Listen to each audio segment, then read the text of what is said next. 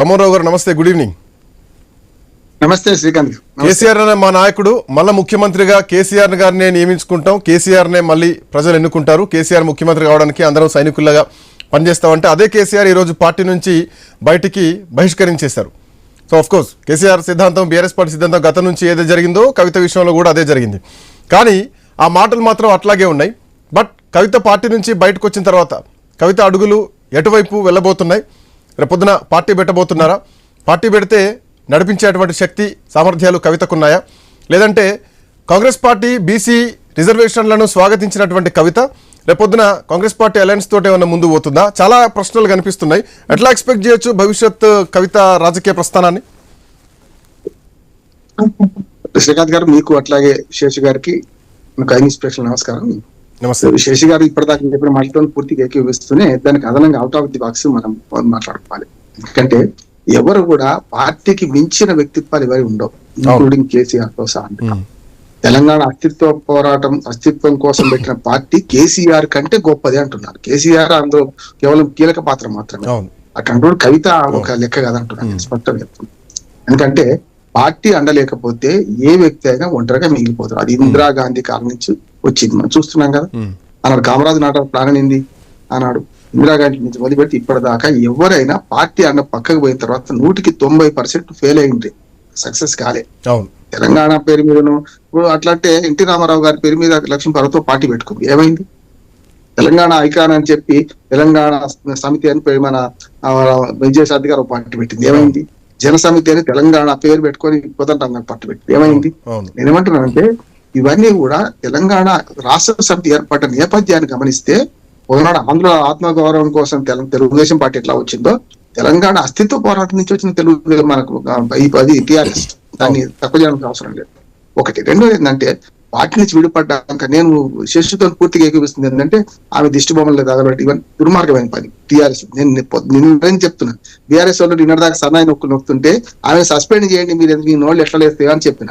నోరు లేవడం చేతలు కూడా చేస్తున్నారు, దుర్మార్గం. నేనే అంటాను, బీఆర్ఎస్ వాళ్ళు చాలా సన్నాయి నొక్కులు ఇటు కాకుండా అటు కాకుండా మాట్లాడితే ఆమె దయ్యాలు ఉన్నాయి, మా నాన్న పక్కన అన్నప్పటి నుంచే బీఆర్ఎస్ వాళ్ళ నోళ్ళు మూతపడ్డాయి, ఆమెను సస్పెండ్ చేసిన తెల్లారికి మీ నోళ్ళు ఎట్లా లేస్తే నాకు తెలుసు అని నేను అన్నా. ఇవి అదే జరుగుతుంది. ఇవాళ పొద్దున కూడా అది చెప్పాను, సస్పెండ్ చేసిన తెల్లారి ఏమైంది అంటే వాళ్ళు ఎవరైతే మాట్లాడినో నాతో ఇవాళ వాళ్ళే మీడియాలో ఇంకో రకంగా మాట్లాడారు. అట్లా ఏమంటే ఒక ఒంటరి కాగానే వెంటనే ఇవాళ చేయాల్సిన అవసరం లేదు. రెండోది, ఇది కుటుంబ కథా చిత్రం, అది కల్వకుంట్ల కుటుంబ కథా చిత్రం. ఇందులో పావులు ఎవరంటే మొత్తం కార్యకర్తలు అంటున్నారు, ఇటు పక్క అటు పక్క. వాళ్ళు ఎవరంటారు, వాళ్ళు మన బీఆర్ఎస్ వ్యతిరేకంగా ఇవాళ కవిత వైపు ఉన్న వాళ్ళందరూ ఏం మాట్లాడుతున్నారు?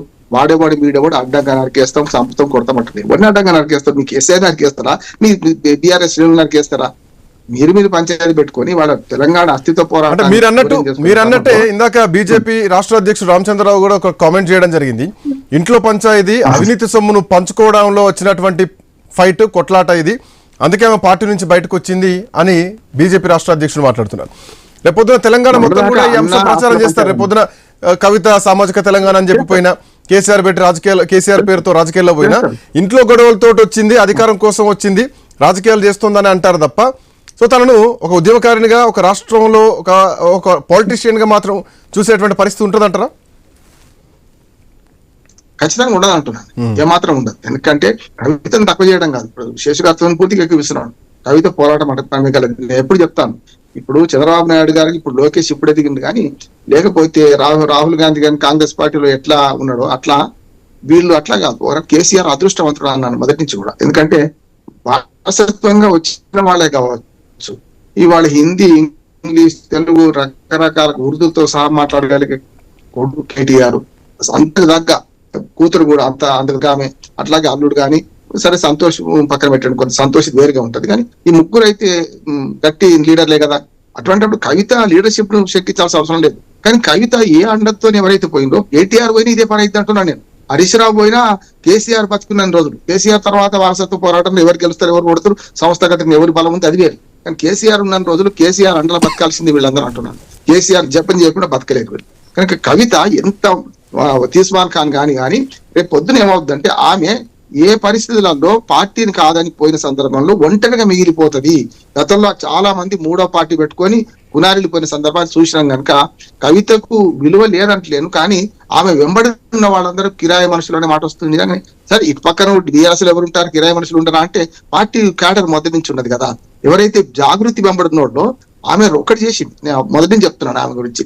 ఏదైతే బాలగంగాధర్ తిలక్ దానికి పోలిక చేయాల్సిందే. బాలగంగాధర్ తిలక్ జాతీయ ఉద్యమంలో మన బొంబాయి వేదికగా వినాయక ఉత్సవాలను పెంచి బ్రిటిష్ వాళ్ళకి వ్యతిరేకంగా తయారు చేసిండో ఆమె సాంస్కృతిక విప్లవ సారథి అని అనొచ్చు. ఒక రకంగా చెప్పాలంటే సాంస్కృతికంగా బతుకమ్మ పండుగను ఒక ఐకాన్గా మార్చడం, దాని ద్వారా ఇటుపక్క ఇంకొక పక్క నడుపుకొచ్చిన సందర్భాలు చూసినాం కాదంటలేదు. కానీ ఆమె స్వేచ్ఛ ఇచ్చిండ్రు, ఆ రకంగా ఆమెను ముందుకు పోమన్నారు.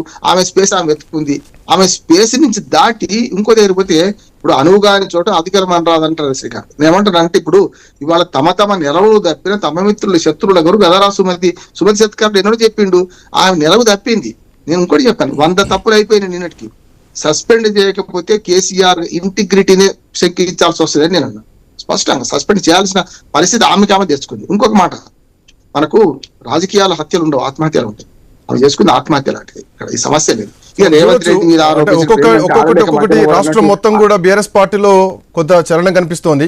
కోరుట్ల నియోజకవర్గంలో బీఆర్ఎస్ పార్టీ బ్యానర్స్ ఏవైతే ఉంటాయో, ఫ్లెక్సీలు ఏవైతే ఉంటాయో అందులో కవిత ఫోటోలు ఉన్న వాటిని అన్నిటిని తీసేస్తున్నారు. కవిత ఫోటో ఎక్కడ ఉన్నా అక్కడ తీసేస్తున్నారు. రాష్ట్రం మొత్తం కూడా ప్రస్తుతానికి మనం కోరుట్ల నియోజకవర్గంలో ఉన్నటువంటి పార్టీ కార్యాలయంలో కవిత ఫోటోలను తీసేస్తున్నారు, చింపేస్తున్నారు కూడా. నోటీస్ బోర్డులో ఉన్నటువంటి ఆ ఫోటోలను కూడా, అంటే కేసీఆర్తో పాటు కవిత ఉన్నటువంటి ప్రతి ఫోటోను కూడా తీసేస్తున్నారు బీఆర్ఎస్ పార్టీలో. అసలు కంప్లీట్గా లేరన్నట్టు. అయితే రామోహన్ గారు, ఇది పార్టీ పరంగానే కాదు కుటుంబ పరంగా కూడా చూడాల్సినటువంటి అంశం ప్రధానంగా. సో కుటుంబానికి కూడా ఇక పూర్తిగా దూరం అయినట్టేనా పార్టీతో పాటు? అట్లా ఉండదు. నా ఉద్దేశం ఏంటంటే తల్లి ప్రేమ ఎత్తిపోతుంది. ఎంత రాజకీయం ఉన్నా కూడా తల్లిని కలిసే అవకాశం ఉంటుంది. తల్లి దగ్గర పోతే వద్దని తండ్రి దగ్గర ఆశీర్వాదం తీసుకుంటానికి పోతుంది. మొన్న తండ్రి నాకు గుండెల మీద గుణపనిలాగా మారిపోయిందనే ఉద్దేశంగా మనమని దగ్గర తీసుకున్నాడు, కానీ ఆ కూతురు రానివ్వలే కదా. అందుకని కుటుంబ సంబంధాలు రాజకీయ సంబంధాలు వేరుగా ఉంటాయి. కుటుంబ సంబంధాలు ఎప్పుడైనా ఉంటాయి, కాదని నేను అనలేదు. కానీ ఒక్క మాట చెప్పొచ్చు, ఆమె ఆ మాటలో ఒక నిన్న సాయంత్రం ప్రెస్ మీట్ లో ఒక 2 మాటలు మాట్లాడింది, అవి వాస్తవం కూడా. ఎందుకంటే కేసీఆర్ గారు హరీష్ రావును దూరం పెట్టిన సంగతి అచ్చంగా డబ్బుల సంగతి. కాళేశ్వరంలో దోచుకున్నాడు 650 కోట్ల రూపాయల వరకు ఆయన వెనుకేసుకున్నాడు, మామకు తెలవకుండా అనే దాని మీదనే 6 నెలలు కాదు ఆల్మోస్ట్ ఆల్ ఏది మంత్రివర్గంలో ఇద్దరే ఉన్నారు, మహమూద్ అలీ కేసీఆర్ గారే. కొడుకుని తీసుకోలే, బిడ్డను తీసుకోలే, ఇటు అల్లుని తీసుకోలే కదా. అది దూరం పెట్టింది ఎందుకు అనేది మనకు తెలుసు. కాళేశ్వరరావు అని పేరు పొందిన వాడిని కూడా 3 ముఖ్యమంత్రులు, మన ముఖ్యమంత్రి తెలంగాణ ముఖ్యమంత్రి ఆనాడు కేసీఆర్, అటు జగన్మోహన్ రెడ్డి, అటు ఫడ్నవీస్, 3 వచ్చినప్పుడు కూడా చాలా దూరంగా పెట్టిండు. దాని సంబంధం లేని 20 దయాకర్ రావుని తీసుకొచ్చి శంకుస్థాపన పలకం మీద, మన ప్రారంభోత్సవ పలకం మీద ఆయన పెట్టుకోవాల్సి వచ్చింది. కనుక హరీష్ రావు మీద కేసీఆర్ గారు అవినీతి విషయంలో ఖచ్చితంగా దూరం పెట్టే సందర్భం మనం చూసినాం. సరే ఏడ్చిండా, మొత్తుకున్నాడా, కాళ్ళు పట్టుకుండా ఏం చేసిండా, లోపల అంతపురంలో ఏం జరిగింది మనకు తెలియదు, కానీ మొత్తం మీద మళ్ళీ తీసుకోవడం జరిగింది, మంత్రివర్గంలో తీసుకున్నారు. అది కూడా పొలిటికల్ వెపన్ కాంగ్రెస్ పార్టీకైనా బీజేపీకైనా కాళేశ్వరం ప్రాజెక్టే అయింది ఇప్పటి వరకు. కాళేశ్వరంలో 1,00,000 కోట్ల అవినీతి జరిగింది. కాళేశ్వరం ప్రాజెక్టు ఏటీఎం లాగా వాడుకున్నారు బీఆర్ఎస్ పార్టీకి, కేసీఆర్ అన్నటువంటి వాదన ఎన్నికల ముందు నుంచి అమిత్ షా అన్నారు, రేవంత్ రెడ్డి అన్నారు. వచ్చిన తర్వాత దానిపైన న్యాయ విచారణ కూడా చేయడం జరిగింది.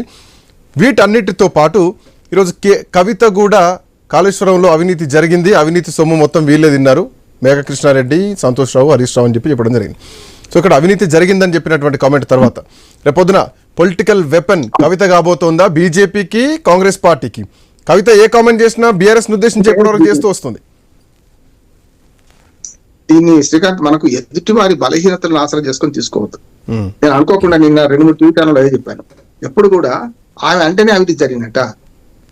కమిషన్ అని చెప్పింది, విజిలెన్స్ కమిషన్ అని చెప్పింది, షా కమిషన్ అని, మన ఘోష్ కమిషన్ అని చెప్పింది, అంతకుముందు ఎన్డీఎస్సీ అని చెప్పింది, ఇవన్నీ ఉన్నాయి కదా.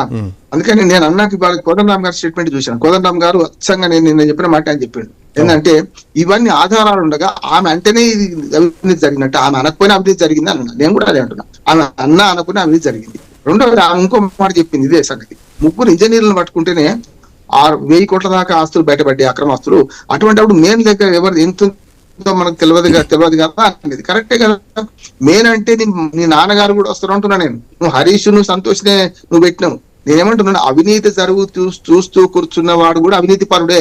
ఒకవేళ మీ నాన్నకి ఏమి లేదనుకుంటే అన్యం పుణ్యం ఎరగదనుకుందాం, అటువంటి అప్పుడు కూడా అల్లుడును కొడుకు దోచుకుంటుంటే చూస్తూ ఊరుకున్నట్టు ఏమన్నట్టు ఆయన అవినీతి పరుడు కదా? కవితకి తెలిసిన ఆయన అవినీతి అనుకున్నట్టే కేసీఆర్ కదా? తెలియకుండా ఉండదు కదా, జరుగుతుంటే ఎందుకు చూస్తూ ఊరుకున్నారు అన్నటువంటి ప్రశ్నలు కూడా వస్తాయి. అదే. ఆనాడు ఇంకొక మాట చెప్తాను సిగా, ఆనాడు దయ్యాలు ఉన్నాయని మా నాన్న పక్కన అంటే దేవుడి పక్కన దయ్యాలు ఉండొద్దు, ఉంటే దేవుడే కాదన్నాడు. దేవుడే కాదు, దేవుని పక్కన దయ్యాలు ఎట్టుంటే దేవుడు వస్తే దయ్యాలు పారిపోవాలి. రెండోది, దయ్యాల పేరు ఆనాడు చెప్పలేదు, నేను చెప్పింది కదా, నేను చెప్పినాడు కూడా అంటున్నాను. అవినీతి పరులకు ప్రోత్సాహం ఇచ్చి, ఇప్పుడు హరీష్ రావు కంటే దగ్గర వాడైతే వెళ్ళాడు కదా. అవును, ఒక రకంగా చెప్పాలంటే హరీష్ రావు కంటే దగ్గర వాడు సంతోష్ కూడా. వీళ్ళిద్దరే మీకు అట్లా చేసిరు అంటే వీళ్ళిద్దరి సంగతి తెలుసుకోలేనంత అమాయకుడా మీ నాన్న కదా. అంటే నువ్వు ఇప్పుడు చెప్పేదాకా ఆయన తెలియదా? అందుకని అవినీతిని ప్రోత్సహించడం కూడా నేను అడ్వకేట్ చెప్తున్నాను. చంపినోడికి వెపన్ యూజ్ చేసి కత్తి తీసుకొని పొడిచినోడి కంటే పొడిపించినోడు పెద్దోడు అవుతాడు. ఎవరైతే పెంచి పోసింది అవినీతి పరులను పెంచి పోషించిందో అంతకన్నా పెద్ద కాన్స్పిరసీ ఉన్నట్టే కదా. ఖచ్చితంగా కరెక్ట్, మీరు అన్నది చాలా వ్యాలిడ్ పాయింట్. దేవుడికి తెలిస్తే దయ్యాలు ఎవరన్నది, సో అది భక్తులు వచ్చి చెప్పేంత వరకు కూడా దేవుడు తెలుసుకోలేకపోతున్నారా? చెప్పిన భక్తులపైనే వేటు వేసి ఈరోజు శాపం పెడుతున్నారా? కవిత విషయంలో అదే కనిపిస్తోంది. సో ఆ ప్రశ్నలు ఎప్పటికీ అట్లాగే ఉంటాయో బహుశా. ఎప్పటికీ అట్లా ఉండే తేలిపోతాయి. నా ఉద్దేశం ఏంటంటే ఇప్పుడు ఇద్దరు దోనోలు ఆడైతే తినొక ఫాయిదా అవకాశం. ఏమంటానంటే ఇద్దరు కొట్టాడుకుంటే బయట వాడికి ఆయుధం అందించినట్టే కదా. ఇంకొక మాట, ఇప్పుడు బీఆర్ఎస్ వాళ్ళు ఆడలేక మధ్యలో వాడు అన్నట్టు రేవంత్ రెడ్డి చేసిండు. రేవంత్ రెడ్డికి ఏం సంబంధం? రేవంత్ రెడ్డి సంతోషపడతాడు, కాంగ్రెస్ పార్టీ సంతోషపడుతుంది. వీళ్ళు వీక్ అయితే, కుటుంబ కథా చిత్రంలో వీళ్ళు వీక్ అయితే వాళ్ళు సంతోషపడతారు. అందుకని రేవంత్ రెడ్డికి కవిత అవసరమైతే లేదంటున్నాడు. ఉంటే వింటే రేపు రేవంత్ రెడ్డి కాంగ్రెస్ పార్టీలో కనుక తిరగబడితే బీజేపీలో చేరుతాడు. కానీ కవితకు ఏం సంబంధం? కవితతో ఎందుకు ములాఖాత అవుతారు? కవితను ఎందుకు తీసుకొట్టుకుంటాడు? నేను ఏకనాథ్ షిండే లాగా మారుతాడు కదా మొదటి నుంచి అంటున్నాం మనం. రేపు కనుక కాంగ్రెస్ పార్టీ కనుక రేవంత్ రెడ్డిని ఏమైనా కదిలించే ప్రయత్నం చేస్తే తప్పక ఆయన బీజేపీతో కలుస్తాడు, బీజేపీతో గవర్నమెంట్ ఏర్పాటు చేస్తాడు. అది జరుగుతుంది. టీఆర్ఎస్ అందరూ కలుస్తాడు అప్పుడు, ఇది కాంగ్రెస్ వ్యతిరేకంగా. కానీ ఈ కవితను తీసుకునే వాళ్ళ లాభం. ఇంకొక మాట చెప్తాను, కుటుంబంలో ప్రతి వాళ్ళు వ్యాలిడ్ పాయింట్ కాదు. కుటుంబంలో అండ ఉన్నంత సేపు వ్యాలిడ్ పాయింట్లు వాళ్ళ విలువ వేరే ఉంటది. ఒకటి పక్కన సున్నాలు వాళ్ళు వీళ్ళందరూ. నేను ఒక మాట చెప్తున్నాను శ్రీకాంత్, వీళ్ళందరూ ఒకటి పక్కన సున్నాలు. ఒకటి కేసీఆర్ అయితే వీళ్ళందరూ సున్నాలు. ఈ సున్నాలు అన్ని చేసుకొని ఒకటిని తీసేస్తే ఏమవుతుంది? ఏం జరగదు, ఏం మిగలదు అంటున్నాడు. రమ్యారావు గారు అంతకు ముందు కాంగ్రెస్ పార్టీలో ఉన్నది, ఆయన అన్న బిడ్డనే. ఏమైంది? కేసీఆర్ ను బండబూతులు తిట్టింది. హరీష్ రావును మా పెదనాన్న కొంచెం మంచోడే కానీ హరీష్ రావు వీళ్ళందరూ చెడగొడుతున్నాడు మా అన్న కేటీఆర్ అన్నది. ఏమైంది? ఎక్కడున్నది ఇప్పుడు? రమ్యారావు అంటే ఆమె కాంగ్రెస్ పార్టీలో ఎక్కడ ఉంది? కేసీఆర్ ను తిట్టిన రోజు ఉన్నది. అంటే కేసీఆర్ ను తిట్టే వాళ్ళు ఎక్కడున్నా 4 వార్తలు వస్తాయి, 4 రోజులు అయిపోతుంది. మన తర్వాత ఎవరు పట్టించుకోరు కదా. ఈమెను కూడా ఈ 4 రోజులు పట్టించుకుంటారు.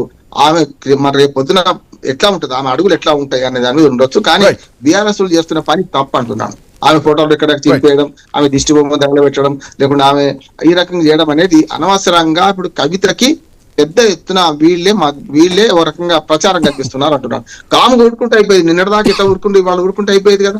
అంటే అధినాయకుడికి ఆమె దూరం చేస్తే వీళ్ళు ఇటువంటి దుర్మార్గాలు చేస్తారు. నిన్నటిదాకా ఇవాళ పొద్దున్న దాకా కూడా ఎవరు మాట్లాడలేదు. ఎందుకు మాట్లాడలేదు వీళ్ళు? ఇవాళ ఎందుకు చెప్తున్నారు ఇవన్నీ కూడా? అందుకని ఇరుపక్కల తప్పు జరుగుతుంది. Thanks for joining Seshu sir, అట్లాగే బండారు రామ్మోహన్ రావు గారు. మొత్తానికి కవిత నిర్ణయం ఎట్లా ఉండబోతోంది? బీఆర్ఎస్ పార్టీ వాళ్ళ నిర్ణయం చెప్పేశారు, కవితను సస్పెండ్ చేస్తూ నోట్ రిలీజ్ చేయడం జరిగింది. ఇక బీఆర్ఎస్ పార్టీ కార్యకర్తలు, నాయకులు కవిత కటౌట్లు, కవిత ఫోటోలు